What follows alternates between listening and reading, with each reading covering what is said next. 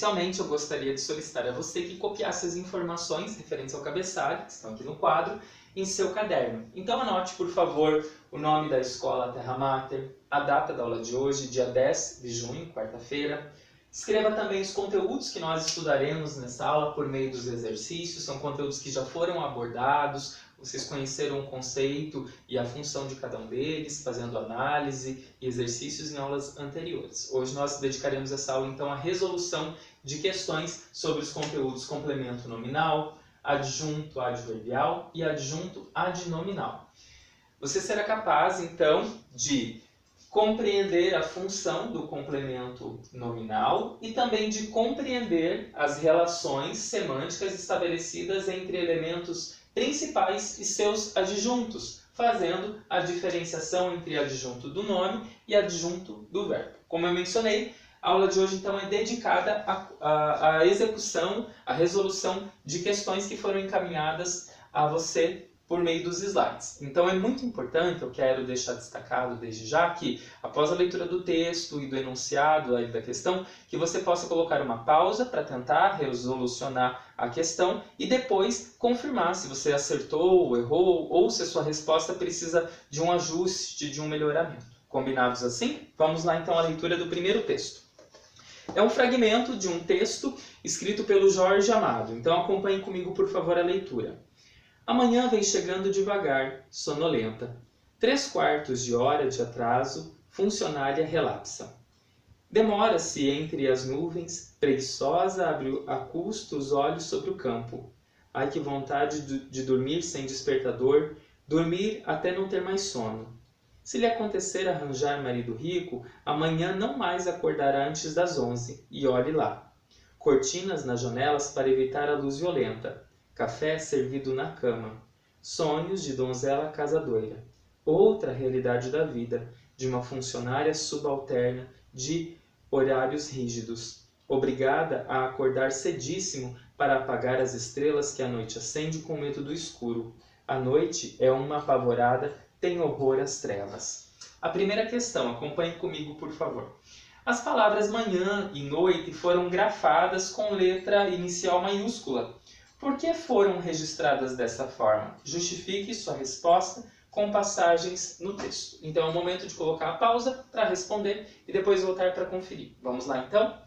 Bom, as palavras manhã e noite estão iniciadas com letra maiúscula como se fossem nomes próprios, não é verdade? Então, ao fazer isso, o narrador compara essas palavras, né, manhã e noite, a seres, a pessoas, né, que são seres com vida e vontade próprias. Então, nós temos alguns exemplos disso, em que acontece essa personificação.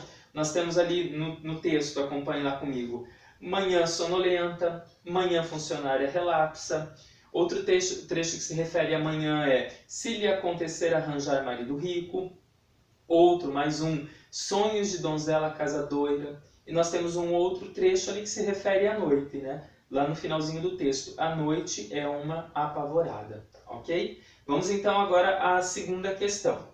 Releia os dois últimos períodos.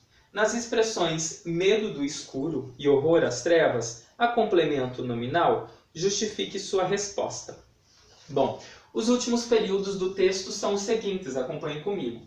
Lembrando que período é ali quando inicia-se então com letra maiúscula e vai até um ponto, que pode ser final, pode ser reticências, pode ser interrogação, exclamação, ok? Então, isso é um período. Os dois últimos períodos são obrigado a acordar cedíssimo para apagar as estrelas que a noite acende com medo do escuro. E o segundo período é a noite é uma apavorada, tem horror às trevas. Bom, a pergunta é a seguinte, né? Há complemento nominal nas expressões medo do escuro e horror às trevas? Justifique sua resposta. Sim, nessas duas expressões há complemento nominal. Os complementos nominais são do escuro, que completa o sentido da palavra medo, e o outro complemento é as trevas, que completa o sentido do outro substantivo horror, ok? Então, são complementos nominais, sim. Próxima questão. No trecho, a outra realidade da vida de uma funcionária subalterna de rígidos horários, essa expressão, né, que está destacada aí pode ser classificada como um complemento nominal, assim como o anterior? Sim ou não? Justifique sua resposta. Bom, não podemos classificar como um complemento nominal, porque eu tenho ali uma expressão, um trecho, que é um adjunto adnominal, porque delimita o sentido do substantivo funcionária. Então, também um outro ponto é porque não tem preposição, como é o caso do complemento nominal, que obrigatoriamente requer uma preposição para ligar o nome ao seu complemento, ok? Então, para que você possa relembrar, para que você não esqueça mais, o complemento nominal é o termo da oração que completa o sentido de substantivos, advérbios, adjetivos, ok? Então, esse complemento será sempre ligado a esses nomes, aí substantivo, adjetivo e advérbio, por intermédio de uma preposição, ok? Agora, nós vamos fazer a leitura de um outro texto, é uma crônica do Rubem Braga. Essa crônica, então, é intitulada de Procura-se. Acompanhe comigo, por favor, a leitura dela. Procura-se aflitivamente pelas igrejas e botequins, e no recesso dos lares e nas gavetas dos escritórios. Procura-se insistente e melancolicamente. Procura-se comovida e desesperadamente, e de todos os modos e com muitos outros advérbios de modo. Procura-se junto a amigos judeus e árabes, e senhoras suspeitas e insuspeitas, sem distinção de credo nem de plástica. Procura-se junto às estátuas e na areia da praia, e na noite de chuva e na manhã encharcada de luz. Procura-se com as mãos, os olhos e o coração um pobre caderninho azul que tem escrita na capa a palavra endereços, e dentro está todo sujo, rabiscado e velho. A primeira questão é a seguinte. Lembrando que é um fragmento, né? Você pode procurar na internet, caso você queira fazer a leitura desse texto na íntegra. Então vamos lá então. Questão A. O título Procura-se sugere um classificado.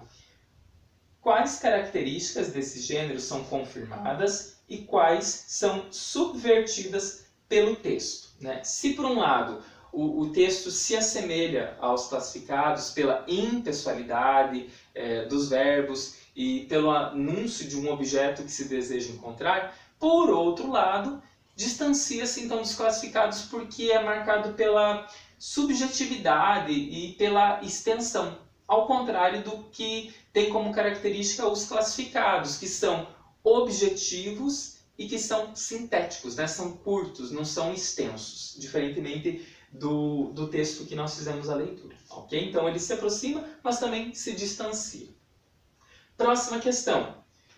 Questão 2. Quais são as palavras ou expressões empregadas para caracterizar essa procura pelo caderno? Você conseguiu encontrar quais são essas palavras que são usadas para caracterizar essa procura? Bom, vamos a elas então. Na primeira linha você vai encontrar ali a palavra aflitivamente. Na linha de baixo você vai encontrar insistente e melancolicamente. Depois tem comovida e desesperadamente. E de todos os modos e com muitos outros advérbios de modo. Então, todas essas palavras, essas expressões caracterizam a forma como essa procura é feita, certo? Próxima questão. A que classe gramatical pertencem essas palavras e expressões? Qual é a função que elas desempenham nas orações? Bom, eu tenho ali advérbios e locuções adverbiais e elas desempenham ali nessas orações a função de adjuntos adverbiais, certo? Próxima questão. Copie e classifique as demais expressões que indicam circunstâncias. Lembrando, né, que nós podemos ter várias circunstâncias, como por exemplo, de lugar, de tempo, de modo, de afirmação, de negação, de dúvida, ok? Então vamos localizar. De lugar, quais que nós temos ali? Você pode anotar ali, pelas igrejas e botequins, que está ali no começo do texto, no recesso dos lares e nas gavetas dos escritórios, junto a amigos judeus e árabes, e senhoras suspeitas e insuspeitas, junto às estátuas e na areia da praia. Então, todas essas palavras e expressões aqui, todas essas expressões, elas indicam lugar, circunstâncias de lugar. Agora vamos verificar circunstância de tempo que nós podemos encontrar ali dentro do texto. Então ali nós vamos encontrar duas. Nós vamos encontrar na noite e na manhã. Ok? Vamos então encontrar agora de instrumento. Nós vamos perceber que o texto também traz algumas circunstâncias de instrumento, indicando ali com as mãos, os olhos e o coração. Ok? Bom, agora nós vamos fazer a leitura de uma tirinha. Vamos a ela então, uma tirinha do Garfield. Antes disso, eu gostaria também de relembrar a você qual é a função do adjunto adverbial, né? Então, ele é um termo da oração que se liga ao verbo para intensificar o seu sentido, ou para indicar a circunstância desse processo verbal, como, por exemplo, quando ocorreu, como ocorreu, onde ocorreu, né? Também ele pode estar ligado a um adjetivo ou um advérbio para intensificar ou para modificar o sentido, né, desse adjetivo, desse advérbio. E a função, então, do adjunto adverbial é desempenhada por advérbios e por locuções adverbiais. Ok? Ficou claro para você isso? Muito bem. Então vamos à leitura de uma tirinha. Acompanhe comigo, por favor. O Garfield, deitado ali, muito preguiçoso, pensando, né? Eu preciso de orientação. Aí aparece o John e diz a ele, preguiçoso. Aí o Garfield continua pensando, eu preciso de orientação sobre onde arranjar uma vara comprida para poder bater no John sem me levantar. Muito preguiçoso esse gato, né? Vamos então à primeira questão. Nos primeiros quadrinhos, que tipo de orientação se pode supor que Garfield precise? Localize essa informação ali no texto, né? Que você vai supor, ok? Então vamos lá. Nós podemos dizer, então, que é possível supor que ele precise de orientações existenciais, né? Ou relativas a alguma questão, pois parece, né, que ele está refletindo, né, meditando sobre a vida, ou mesmo, até mesmo desanimado, né, já que ele está ali deitado. Próxima questão. O último quadrinho surpreende o leitor, conferindo humor à tira. Explique essa afirmação.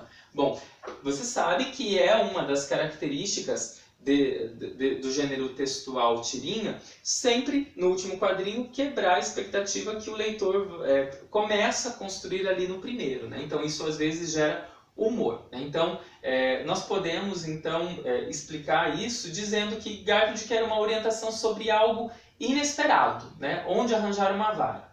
Então quebrando a expectativa que nós podemos, né, inferir ali no primeiro quadrinho. E a segunda questão, qual é o adjunto adnominal que caracteriza a vara que Garfield deseja? Bom, ele traz um adjetivo, né? Qual é esse adjetivo para caracterizar a vara? É o adjetivo comprida. Agora, questão 2.